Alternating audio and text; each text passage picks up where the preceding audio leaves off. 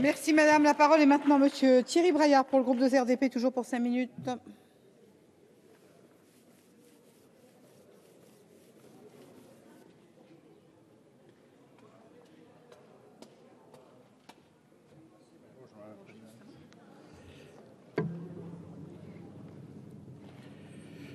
Madame la présidente, monsieur le ministre, messieurs les rapporteurs, cette réforme que vous proposez n'est pas une énième réforme de la politique de la ville qui superposerait une nouvelle fois un dispositif à des actions existantes et qui rajouterait à une certaine confusion de soutien financier qui en perd en cohérence et donc en efficacité. C'est tout le contraire. Et c'est pour les députés radicaux de gauche et apparentés l'apport essentiel de ce projet de loi: concertation, simplification et efficacité. Il est vrai que sous l'ancienne mandature, le plan Espoir banlieue n'en est resté qu'au stade des intentions et le bilan dressé ne peut être que négatif. La pauvreté en banlieue a augmenté, le chômage aussi, et rien ne s'est amélioré, bien au contraire. Ce projet de loi a été produit avec et après une réelle concertation. Vous avez su répondre avec beaucoup de courage politique aux critiques de l'extension et de l'enchevêtrement des zonages, de l'organisation dispersée de la gouvernance, de l'évaluation peu fiable et de l'éparpillement des moyens, ainsi que parfois de leur affectation partielle.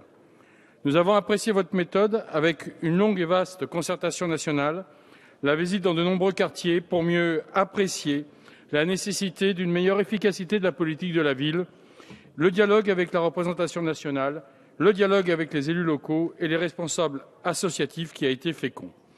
Car il est certain que les progrès de la politique de rénovation urbaine ne peuvent produire des effets positifs qu'à la condition d'être accompagnés par la mobilisation de tous les acteurs, les collectivités bien sûr, les habitants, les élus.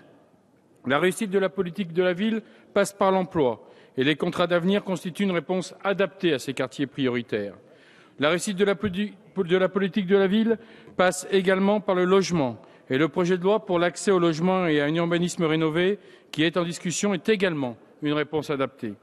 La réussite de la politique de la ville passe aussi par l'éducation et la loi de refondation de l'école de la République du 8 juillet 2013 apporte des réponses en moyens et objectifs pour lutter contre l'échec scolaire et surtout rester un vecteur de mobilité sociale. La réussite de la politique de la ville passe par la sécurité, liberté publique essentielle pour le vivre ensemble, et les zones de sécurité prioritaires mises en place par le ministre de l'Intérieur en sont une expression rassurante qui donne déjà des résultats tangibles. Et c'est bien l'assemblage de toutes ces initiatives qui montre que le gouvernement agit dans le droit fil des priorités fixées par le président de la République.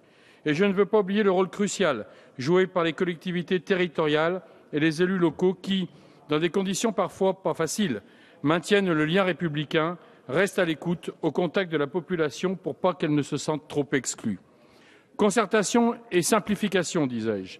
Le projet de loi de programmation pour la ville et la cohésion urbaine que vous nous présentez veut clarifier et rendre plus lisible l'action de l'État dans les territoires concernés par la politique de la ville, avec une dotation spécifique politique de la ville à partir de 2015, afin de préparer au mieux le fléchage le plus adéquat de cette dotation. Et nous soutenons la mise en place d'une géographie prioritaire unique, avec un critère objectif, indiscutable, transparent, je dirais même impartial, qui est le revenu des habitants. Cette géographie prioritaire unique nous permettra de concentrer les efforts sur les poches de grande pauvreté et il fixera les zones véritablement prioritaires avec un critère simple mais terriblement réaliste et efficace. Et puis, nous aurons l'occasion de réviser ces zones afin d'apprécier les évolutions urbaines.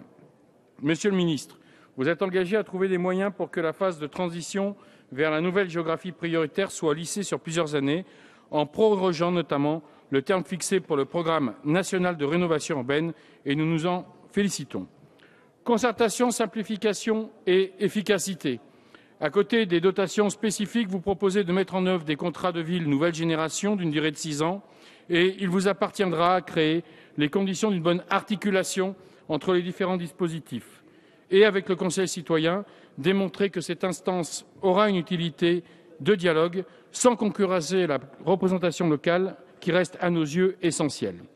Le projet de loi s'adapte également à l'évolution intercommunale de nos territoires en renforçant les EPCI pour mettre en œuvre une meilleure solidarité urbaine avec un mécanisme de péréquation financière.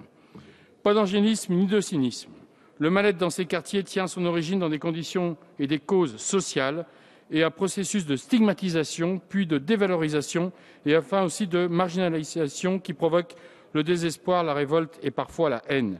La solidarité nationale doit nourrir ce projet de loi qui est à la hauteur de l'ambition partagée pour le mieux vivre ensemble. Vous l'avez compris, le groupe 2RDP soutient ce projet. Merci. La parole est maintenant